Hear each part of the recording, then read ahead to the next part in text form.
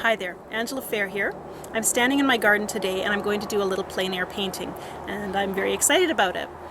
There's something just special about being outdoors and painting outdoors. You get a real sense of what you're painting and you have a lot more freedom to kind of interpret it in the way that you want to. When you're painting from photographs, you'll find that your paintings, when you compare them perhaps to paintings that have been painted out in nature and on location, they tend to be more lively and more exciting. We've got a lot to distract us today. I've got kids playing way over there. I've got traffic going by. You'd think in our quiet rural neighborhood that it would be quiet on the day I decide to paint, but it sounds extra loud today for some reason.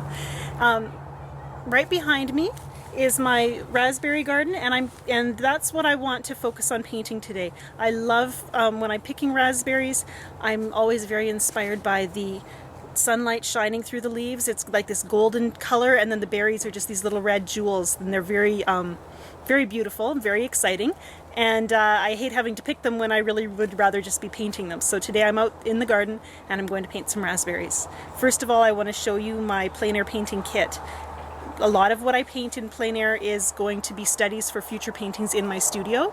So I just want to show you what I bring with me when I'm going to paint outdoors. I don't want to haul everything that I usually use indoors to paint. So let's just take a look at and see what I've got in my bag today. Okay, so this is my painting bag, and this is in here is everything that I use when I'm painting on plein air. Let's just take a look and see what's in here. It's just a little old insulated bag that somebody gave me at one time, and it fits my stuff perfectly. Here's a roll of paper towel. I always use paper towel when I'm painting indoors or out. And let's see what else. I've got a journal, and this journal has watercolor paper in it. Probably not as good a quality as the Arches paper I use on a regular basis, but it's good enough for painting studies outdoors. Water bottle, you need water for watercolor. One water container, my favorite yogurt. And I've got a ink pen. I do like to use sometimes a little ink to sketch before I start painting. This is a Copic multi-liner pigment pen, and it's waterproof.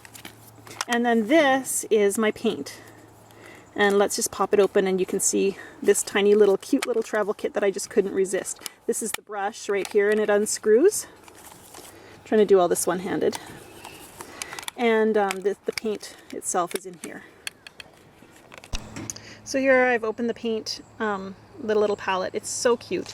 And this is by Winsor & Newton, and it's got 8 colors in it. And these aren't the 8 colors that I would ordinarily use in painting. There's yellow ochre instead of my favorite raw umber. And some of the, there's a cadmium red, which I use a bit. The yellow is, again, a different yellow than I would use. I'm not even 100% sure what it's called. But for sketching outdoors, it's fun to kind of try new colors as well. And that little tiny brush.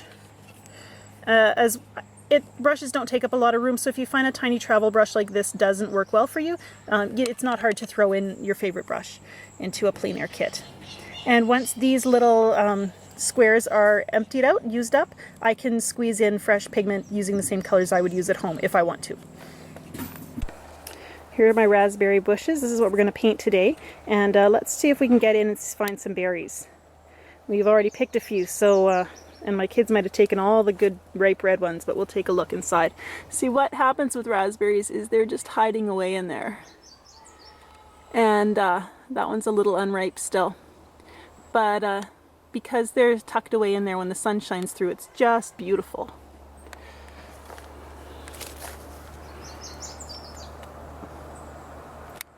And another one, there's some unripe ones there too. You can see the range of colors. So let's see if we can do a little raspberry sketch before the mosquitoes eat me alive over here. I'm just going to use that tiny brush, so it might take a while to fill a page, even a small page like this. One thing I want to do first is just wet everything down.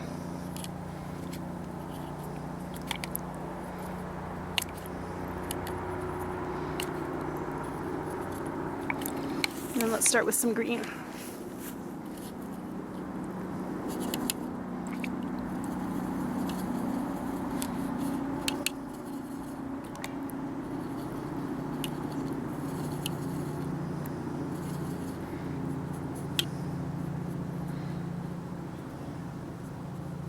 That's not a green I would ordinarily use, actually.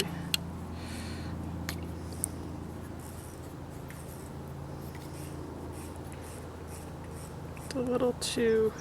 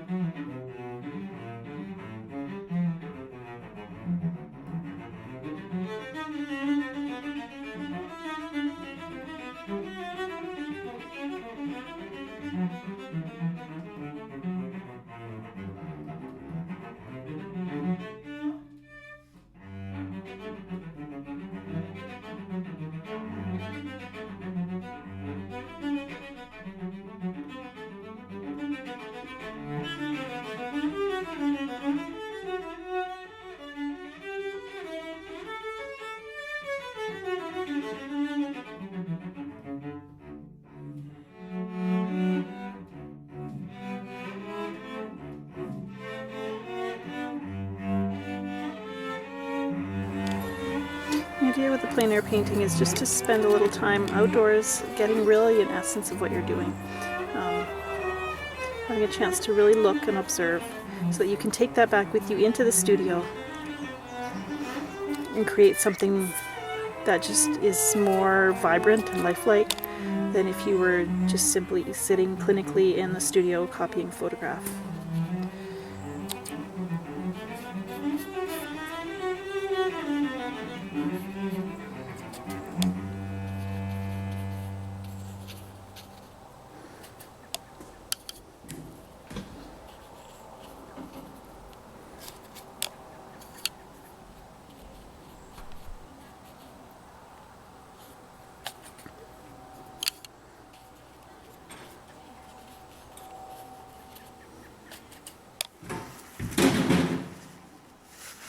Over the years, I've found that painting the same subject over and over again is the best way for me to learn my subject, to create a painting that has confidence and expression and just glows with life.